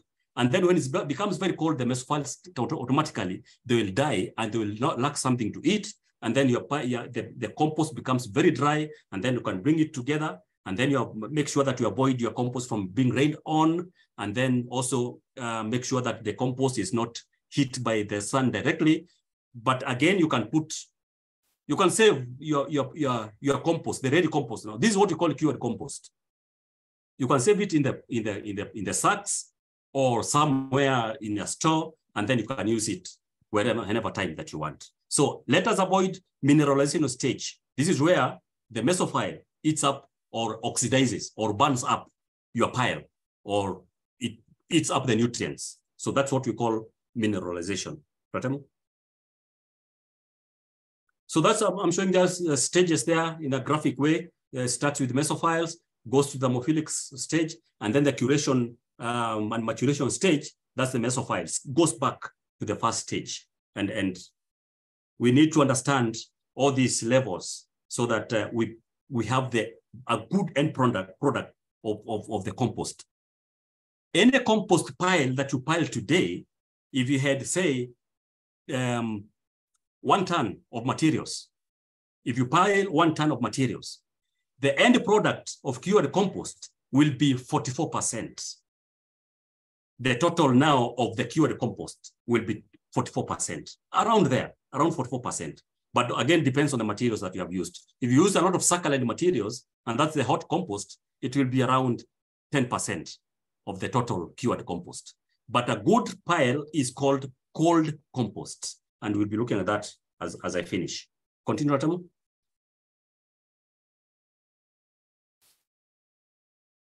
Here, troubleshooting, maybe your compost is not decomposing. You wonder why. That we call that troubleshooting. Maybe materials are not decomposing. You add water. Or you can turn the pile to add in oxygen. Or you can add in more greens or more succulent materials. So your pile will start again. That is number 1. Number 2, if your pile is producing ammonia gas, then it means that your compost is not decomposing. It is rotting. It is rotting up.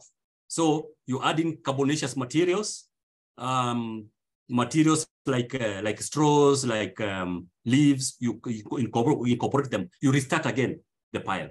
Or if the compost is rotten, it's producing very bad smell, like a toilet.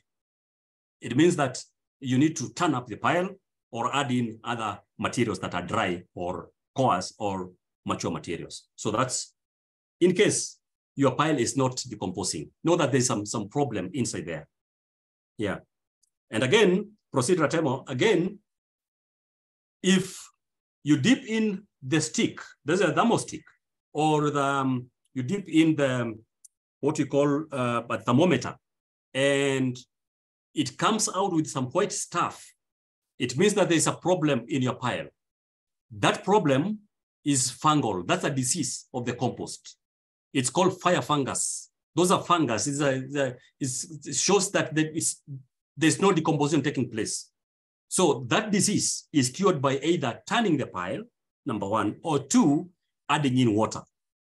So that now you avoid that kind of a scenario. Number 2, if you're turning the pile and you find that materials are holding one another, like maybe you use grass and you find that the kind of materials are holding one another like a mattress, you know, again, that is not decomposition. that is something different. So you need to turn it very well, add in green materials and add water. So now again, decomposition will kickstart. 3 types of compost as I finish. 3 types of compost. 1, hot compost. Hot compost is a compost where you are using a lot of immature materials and very little of mature materials. So it means that immature materials are more double than mature materials. So that is called hot compost. It means that decomposition will be very quick because the decomposition will attract a lot of bacteria and micro and macroorganisms that will do a lot of quick decomposition, and that is not good. Quick decomposition means poor compost or poor final product. Again, I repeat, quick decomposition means poor final product or poor cured compost. Compost number 2 is called warm compost. And that is where you use 50-50, 50 of mature and 50 of immature materials. And so the decomposition will be moderate, around between 3 months and 6 months. Hot compost will take up to 3 months. Warm compost will take from up to 6 months to decompose. That is not a very bad type of compost. I can still recommend, but the type of compost that I recommend is called cold compost. The type of compost that takes long to decompose, but it has a lot of lignin materials, a lot of organic matter. And when you apply that in the soil, the be slower, as opposed to hot compost. I would take this an example of you eating when you're very hungry, you're totally hungry, and then you take glucose or a soda or some juice. It will reduce your hunger at once, but you'll stay for about another 10 minutes or 20 minutes, that hunger will come back. And then a person that eats ugali and meat and some sukuma, that person will stay for a very long time without getting back into hunger. So that's just a simple example of hot compost and cold compost. So it's always good to advise farmers on how to make this compost. But the most important thing would be, if a farmer has farmyard manure, I would not recommend them to make compost. Because if they have a cow and they have produced maize and they have maize stovers or maize stalks, they'll feed their animals rather than making compost using those materials. So it will not be logical to tell farmers to make compost, yet they have a cow or they have some goat. So let them feed their animals using those materials, and then the farmyard manure that will be produced, it will be improved using the remainder of other materials. And then now they mix together, as I said yesterday, it makes what we call a boma compost. But if a farmer doesn't have an animal, like a cow or goats, then that's when we recommend them to make compost, so that now they have an alternative of fertilizing their soils. We call that fertilization strategies. One of them is compost, farmyard manure, we have bokashi, and the rest. And so that now they avoid the use of chemicals. I'm not sure whether I have another slides, Ratemo. Yeah, thank you. Thank you. I want to take the session to Grace to conduct a question and answers. So please, all the trainers online, any of you will respond to the questions. Thank you, Ratemo. Indeed, all the experts in the room will take the questions. I'm going to start with the one question from Elphas. Is asking, is it okay to use human manure? Is it ethically okay to use human manure? anybody can take this, but I know Wenderito would love to say something about I will respond. Yeah, I'll respond to that. Yes. Human manure is called human manure. Human manure is the best manure in the world. If you go to some countries like China, to Germany and some other countries, I've seen them writing on the road that please leave your manure here. That means that you go there, leave your toilet there, because so they know the value. Is it ethically okay? It is. That is the question. It is because, but now it depends on the culture. If the culture does not allow, then yeah. But human manure is the best if fully decomposted, fully cured. You can never know whether it was human manure. Yeah, thank you. I would like to add on to that, Mr. Derito. Yes. Most of the people, especially in the West, and this has been adapted in Kenya by some people who are now recycling the human waste into manure, and they are growing their own food. I tell you, apart from, unless you know there is any human waste that is being used in that farm, you may not actually know whether they are using animal manure or not. Most of the people tend to think that human manure is bad because of the nature of us people. We don't want to be associated with our own dropping. So for me, I would say, like Mr. Derito, they are very, very good, but cure them properly and let people know it's being used, and it is a matter of time that everybody will adapt it. Thank you. So maybe a short addition. Human manure is used and can be used and is good, but depends on how you handle it. Because it can, when it's just released, it can be subjected to pathogens. So we have what we call compost toilets for human manure.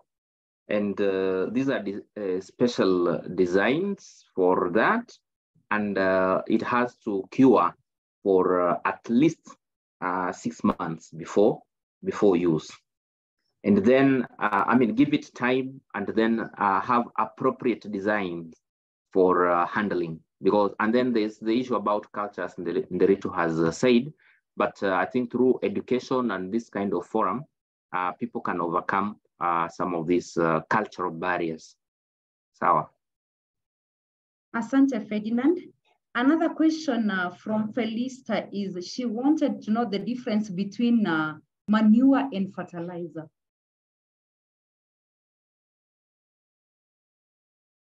Anyone can take this?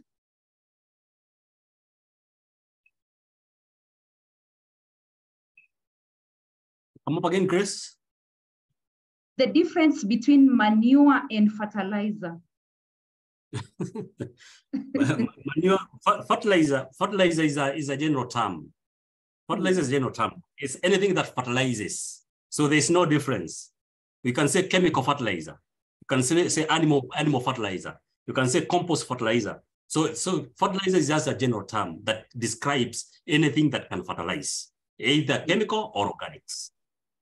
So manure is a type of a fertilizer. Thank you, Sam. Yeah, so it's good, just short. Manure is the droppings from animal sources. The organic stuff from animal sources is called manure. We can talk about cattle manure, goat manure, sheep manure, bat manure. Another word for bat manure is usually called guano. And the fertilizer is actually the addition of nutrients. We talk about the additives, the nutrients. We specifically are talking about availability of nutrients through fertilization. Thank you, Ferdinand. The other question is from Biwot. He's asking, what happens when we use undecomposed materials in the farm? I tend to imagine he meant disposing undecomposed materials in the farm, or it could be compost that is not ready. So undecomposed materials, what are the effects on the farm?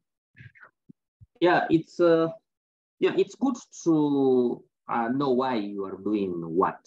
And if you have a lot of organic matter or materials, now you will have to design and use them as mulch, for example. That would become more useful. And when you just throwing them and having them on your farm, they are not already used if you are to plant crops there, because they will have to go in a process of decomposition, which has been explained here by Nderito and Grace. And that would be of no use. But it's good to be intentional in terms of how you design, how to recycle these materials, so that you don't want to waste a lot of your energy just throwing things out there, but planned kind of recycling of your materials, either through a compost pile or through mulching, and that is intentional. Thank you.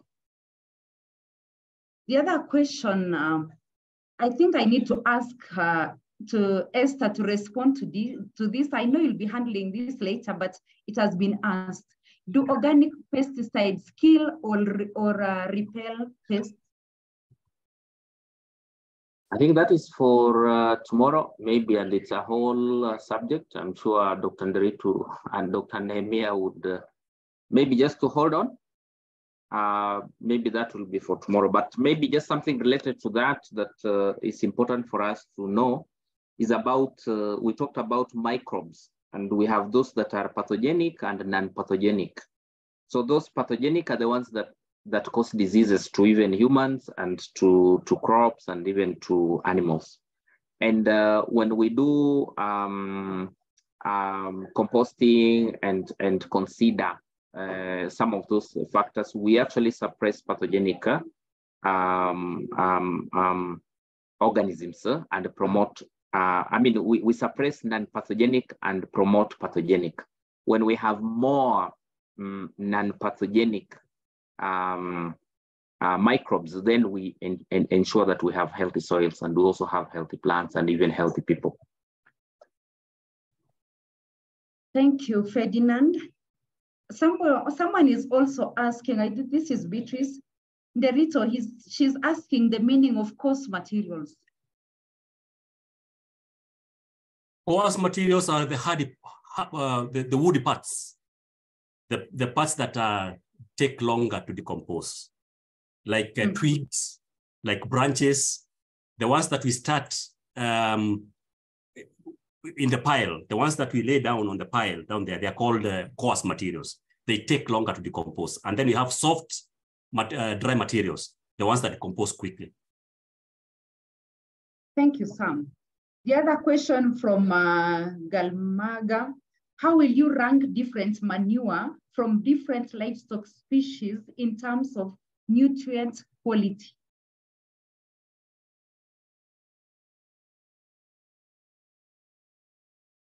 I think it depends on what the farmer is looking for. But the way I rank my manure is that chicken manure is always, that is in terms of nitrogen content, chicken manure is number one. I think number two, I can go to rabbits, and then pigs, and then I can go to shoats. Shoats are sheep and goats. And then I can go to livestock, the cows. So cows have, that's according to me, have the least amount of nitrogen. Maybe, maybe not. Let's test the manures if you want to use it. Good answer, Mr. Nderito. Manure is, yes? Yeah, just a short interjection. I am sure we are winding up, and we have Rosina here. She just wants to say hi and just to wish everybody well. Hi, everyone. Good to meet hi, you. Rosina. Today I've come to see Ferdinand here at Bioji. I would have loved to join and follow, but I'm sure that we are all learning. and I'm sure we can continue the discussion even beyond this, but I'm happy to see all of you actively engaging. Wonderful. All the best. Thank you. Thank you. Rosina. I think these are among the final questions now. I think human manure is raising a lot of discussion online, and I have 2 questions. One, Dominic is asking, is slurry from human waste biogas digester used to make human manure? The other question in relation to that is from Naina. Annie, she's asking, in human manure, how can we control the smell? Anyone can take that?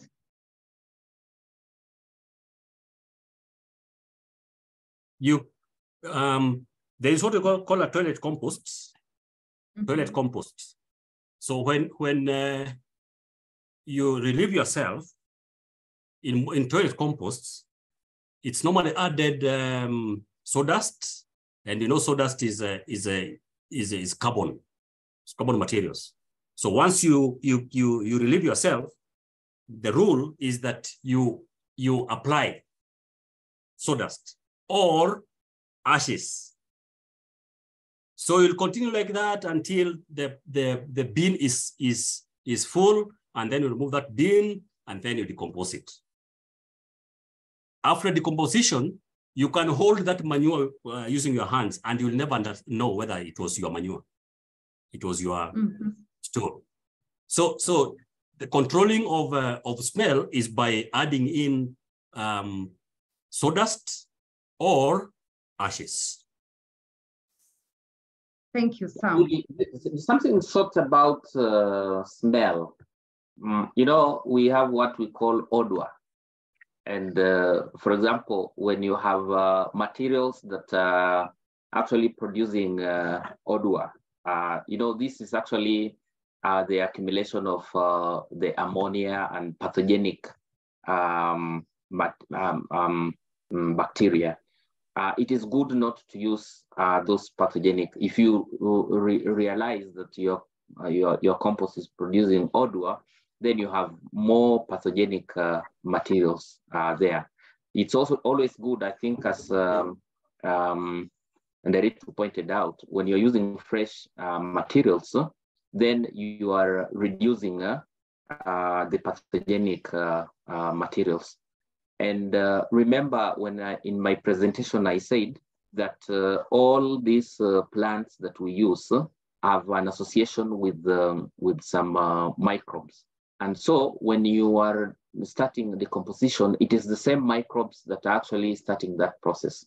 But when they are contaminated with the other non-plant materials, for example, where you have a dead a cat or a rat, and you have a lot of that, then you will have a lot of the pathogenic bacteria and microorganisms in your compost. But if there are very few, little, just very little, then the non-pathogenic will suppress the pathogenic ones, and you will have just very good, because we should be aware that we have both the pathogenic and non-pathogenic microbes in our surrounding. And the reason why we do not have those odors, or we do not have diseases everywhere, is because the good bacteria or the good microbes actually suppress the bad ones. And we can compare this with the people in society. If we have many bad people in a certain community, then you have a lot of robbing, you have robbers, you have so many things there.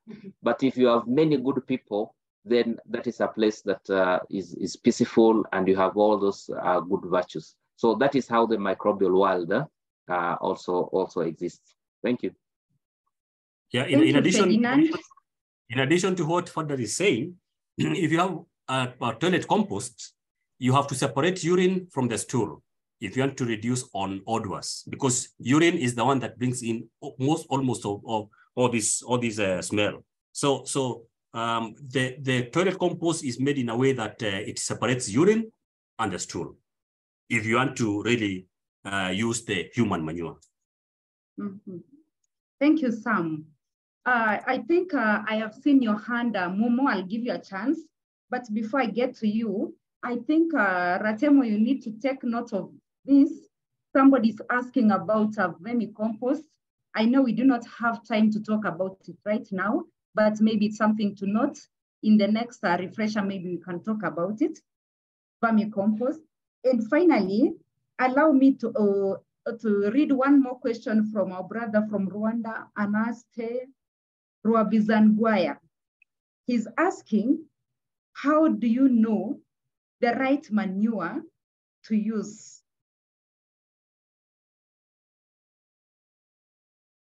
I know some you can answer this, the right manure.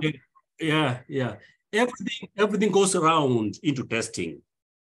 Because even if you have very good compost and you don't understand your soil, so it's always good for you to test both. Test your soil, and then you have tested your manure. You take your soils or your manure to the lab and test them so that you understand what do they contain and what is your soil lacking. Because now if I say I will use chicken manure, what does it contain and what is my soil lacking? So all manures are good depending on how they have been made and the materials that have made them. But again, it revolves around soil tests and manure testing. Thank you, Sam. I know questions will still be coming up. Maybe we can still follow up later, Ratemo, but allow me to give a chance to Mumo. Mumo, ask your question. Yeah, thank you very much, Grace. Now, actually, my questions were in the chat, so I just wanted to know whether you can look at them so that they can be answered. Please ask now that you have a chance. I think it was a question of the issue of the bioslurry from the biodigesters.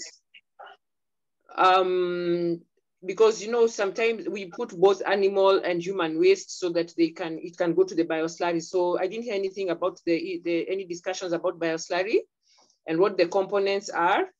And then secondly, do we need to test? Sorry, do we need to test the bioslurry as an organic farmer so that when it is being put in the soil? Because I know some standards require that you test your organic the compost. Yeah. All right, Sam, I think you had started answering. Continue.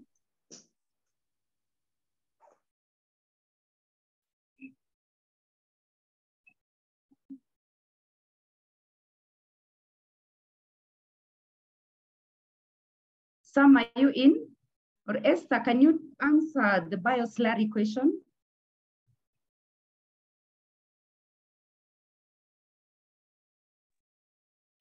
I don't think they are online, but maybe you can attempt it about bioslurry. Kindly, what was the question again? Bioslurry, the components of the bioslurry, and yes, he's basically asking about the bioslurry.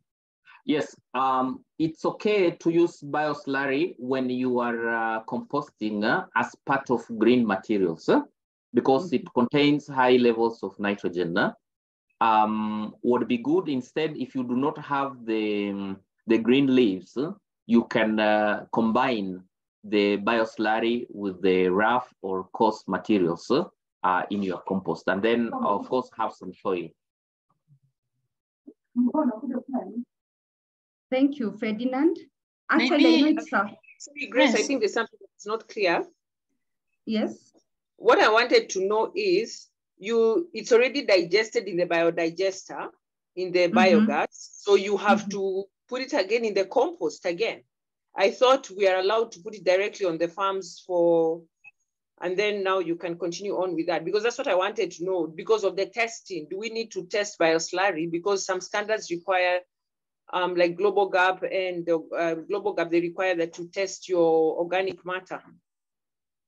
Thank you. Let me attempt that question.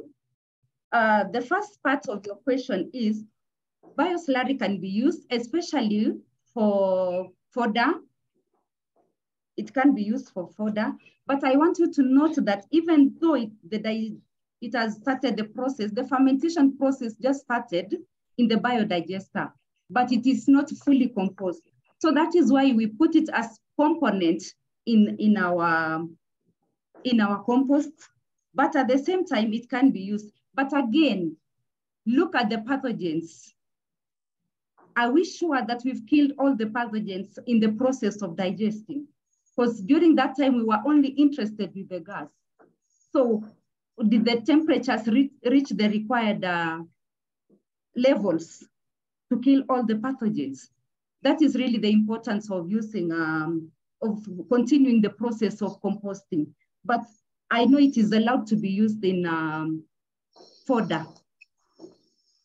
But testing is also very important, especially because of the pathogens, the standards. Grace, thank you. I'm back. My power got lost, but I'm back. Now, it's very, very important for us to understand that the bioslurry has taken very short time in the unit. Yes. And then it comes out as a slurry. So how sure are we, as Grace has said, and especially if you have used human waste in the biodigester, how sure are you that the pathogens are killed? And you know, it takes quite a long time before the pathogens die. So you need to really ferment, because it's already, it's watery. You need to really ferment it fully. If you're not fermenting it, use it in the compost pile so that you will now be sure that the pathogens are really, they're dead. So, but I've said that I would recommend long-term plants like napier grass, like fruit trees, like, you know, such kind of crops, but not 3 months, 4 months crops. But it's always good to test. It's always good to test anything that you are using, and especially when you're using the human waste. It's good to test to see whether and if the crops or the yield or the products are to be exported. It's good to test for pathogens. I'm still questioning the same, because in the biodigester, when that thing takes forever to cook as gas, it can take even 2-3 months. So my question is, by the time it is becoming bioslurry, it doesn't come out as it doesn't come out immediately. It takes, if you have a biogas unit, it almost takes 4 months, 3 months as you put in the stuff, because of the continuous production of gas, because that's where the heat is. So when the bioslurry is being removed and it goes to where it's supposed to be put for it to be baked, and this is what I wanted to know, is it necessary for you to add the what is it called, the brown matter after that? Because of, again, you're going to take it through another 5 months. So when are you ever going to put anything in the chamber for the soil to be tested and for the same to be tested? It is not a must. It is not a must that you put it again in the compost pile. It is not a must. But the overflow, which we call the bioslurry. Yeah, that's what I'm saying. Yeah. I would recommend that you have a pit somewhere where it goes in and it stays there for another maybe 1 or 2 months. That's what I'm asking. That is what I'm asking. When it is already in the pit, it can be used directly. Plus, on top of that, do we need to test it? That's a question. Yes, we need to test it. Yes. We need to test it for pathogens and test it for the nutrients. Because already, I think it doesn't have a lot of nutrients. It doesn't have a lot of nutrients. It has high amounts of nitrogen, because most of the nutrients have been converted into gas. So we need to test also to understand what is it that it contains. I know it contains a lot of nitrogen, and that's why we recommend napier grass, because napier grass is a heavy feeder. We recommend fruit trees because trees are also heavy feeders. Yeah, so that now, I would recommend a test. And especially if you have used human manure. Well, I think from the literature that is available online, I think it says it's one of the best and it can be poured on vegetables. And I think I've seen somebody who's using it and they're having amazing products on their farm. I don't think there's much, because by the time it's like, what you're saying, put in sand and all those things, because it's not allowed in the biodigester. I think it has already done its thing and I think it's the best. Probably, I don't know where the confusion in terms of the literature that is available is. Thank you anyway. All right, Momo, that is the discussion that can continue, and actually people can start researching on the same. think it's one area that we need to put a lot of emphasis. Otherwise, I know our time is up. Most of the trainers are getting to other engagements. I'm returning the program officially to you, Ratemo. Yes, thank you, Grace. Thank you, Mr. Deritu. Thank you, our participants. We have taken note of some of the discussion, for example, vermiculture and biodigester. So we are going to organize other series of online meetings to now deliberate on that. So thank you and bye-bye. Bye-bye, thank you. Thank you, Asante. I have stopped the live, so now we are just